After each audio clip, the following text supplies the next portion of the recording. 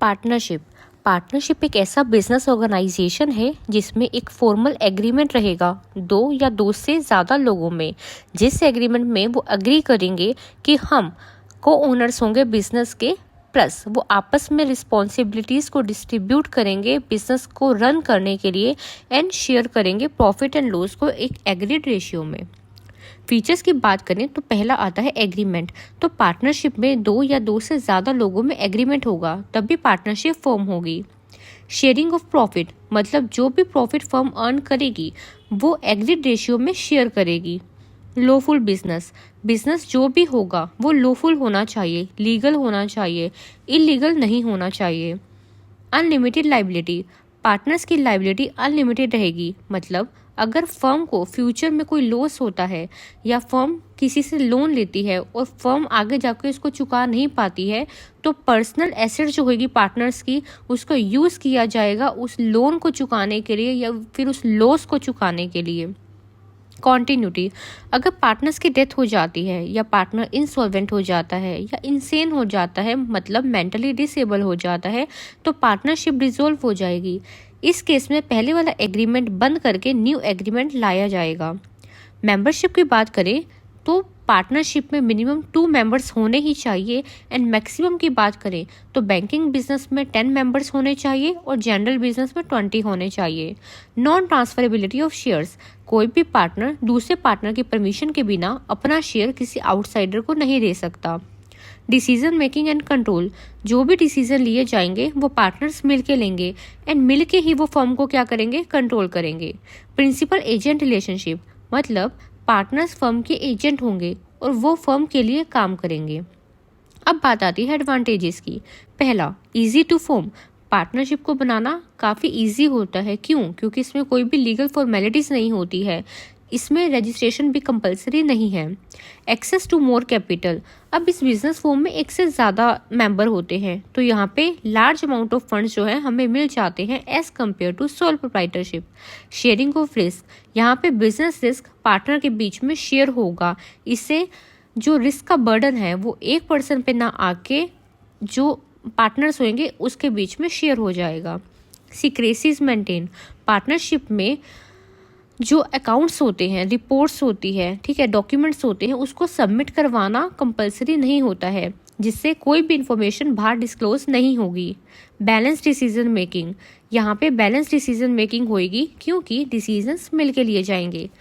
अब डिसएडवांटेजेस की बात करें तो पहला आता है अनलिमिटेड लाइबिलिटी, मतलब जो लाइबिलिटी रहेगी यहाँ पे पार्टनर्स की वो अनलिमिटेड रहेगी।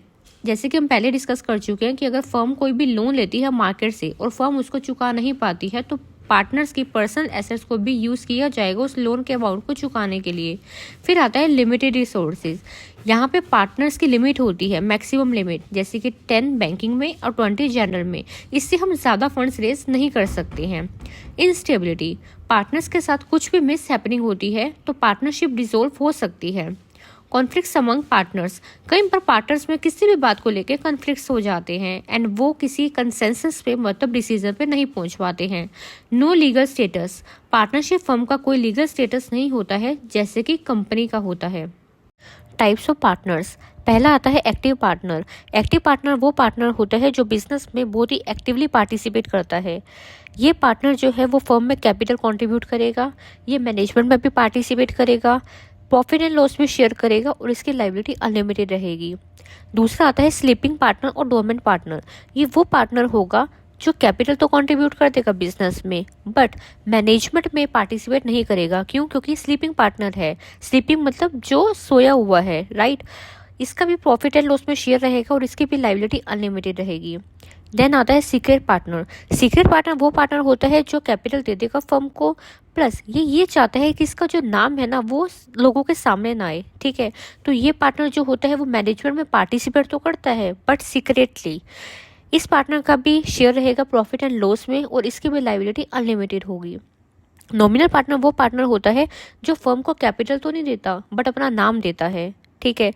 और ये पार्टनर जो है कोई भी पार्टिसिपेट नहीं करेगा बिजनेस के अंदर, ना ही इसका शेयर होगा प्रॉफिट एंड लॉस में, बट इसकी लायबिलिटी जो है वो अनलिमिटेड होएगी। क्यों? क्योंकि मार्केट में सबको पता है कि ये पार्टनर जो है वो फर्म में पार्टनर है। देन आता है partner by estoppel. Partner by estoppel वो पार्टनर होता है जो अपने एक्शन से और अपने बिहेवियर से लोगों को ये दिखा देता है कि वो फर्म का पार्टनर है, जबकि वो फर्म का पार्टनर नहीं है।